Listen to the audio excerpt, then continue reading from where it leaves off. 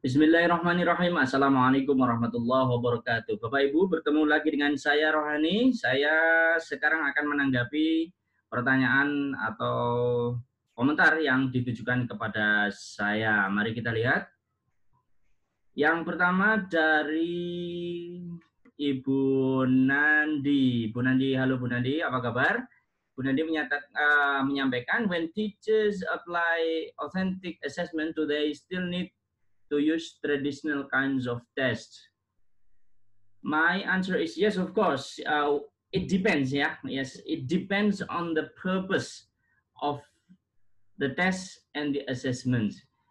When it is authentic assessment, of course, the purpose is to measure the student's capability in achieving a particular objective of the instruction. So let us put it this way. Whether this is classroom assessment or authentic assessment, there are two alternatives of measuring our students' competence. It is on your hand to choose whether you want to use classroom assessment or authentic assessment, depending on the situation. And both types of assessment assess the students' success in achieving a particular instruction objective. Thank you.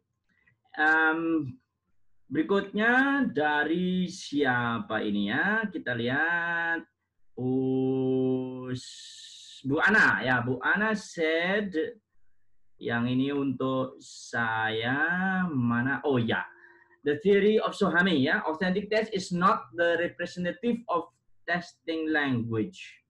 From the theory you applied, so is it important to test language authentically? I want to share that our students always practice in international hospital that demands English as their daily speaking. Can I test the language, pronunciation, grammar, and other aspects authentically by that way? For example, when they treat a patient, confirm to the doctors, reschedule about the surgery and other activities used in English. My answer, Ibu Ana, if you would like to measure your students' ability in performing those tasks in the real action, they are doing their activity, then we have to be cautious about the ethical issue. What I mean by ethical issue here is that if you want to know whether your students perform well in the task, yeah, but at the same time they are doing their job, the question is, won't the task actually hinder or disturb their performance in doing their job? If that happens, then please reconsider of doing that. To me, that is too risky. I would rather have two ways. One is a situation that is planned, yeah, not a real situation, not really authentic situation, but it's like something that you really planned, but with some control. Yeah, you have a control rubric, you have a control evaluation. What is it?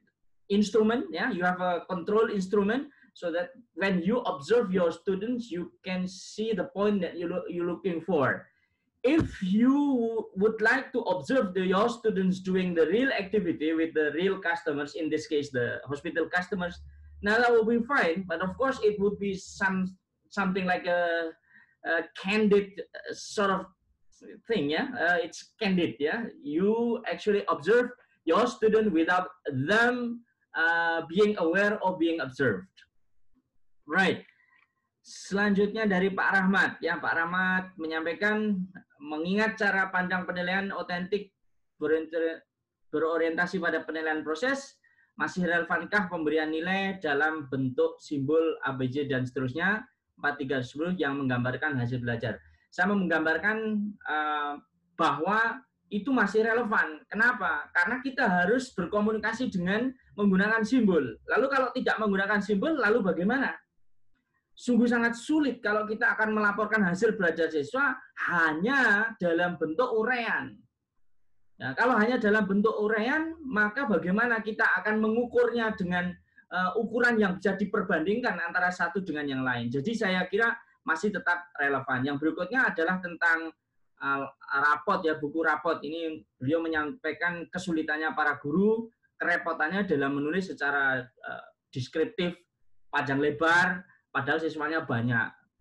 Tentu segala hal itu satu hal terkait dengan yang lain. Kalau kita itu berambisi menulis raport yang deskriptif, satu orang siswa satu halaman, ya kita hitung sendiri siswa kita berapa. Kalau siswa kita ribuan, satu orang guru menulis ratusan, kita hitung sendiri berapa waktu yang dipunyai oleh seorang guru menyelesaikan antara koreksi dengan penulisan raport. Jadi hal itu menjadi sebuah pertimbangan untuk menggunakan atau tidak menggunakan suatu pendekatan. Jadi pendekatan pertimbangan yang bersifat praktis. Baik, berikutnya adalah dari Bu siapa ini dia? Mari kita lihat Bu Yuniar untuk Bu Willy. Baik, bukan untuk saya. Kemudian Bu Sabtin, dari Bu Sabtin mungkin ada yang untuk saya. Oh ya, ini dia. Terima kasih atas paparannya Pak Rohani. Dalam paparan Bapak menjelaskan bahwa penilaian otentik dan penilaian kelas.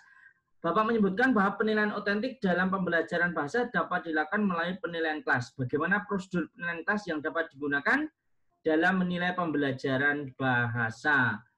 Ibu Sabtin yang saya hormati, jadi memang istilah ya, ini sebuah istilah ya, sejauh yang saya pahami gitu ya. Jadi sejauh yang saya pahami itu untuk tes-tes yang discrete gitu ya, discrete yang grammar saja, pronunciation saja, kemudian vocabulary saja itu diistilahkan dengan classroom assessment. Tetapi tes atau ujian yang mengujikan keterampilan, yaitu keterampilan untuk melakukan suatu aksi bahasa tertentu, dalam hal ini adalah unjuk kerja. Nah, inilah yang disebut dengan authentic assessment. Lalu pertanyaan adalah bagaimana prosedur penilaian kelas yang dapat digunakan dalam menilai pembelajaran bahasa.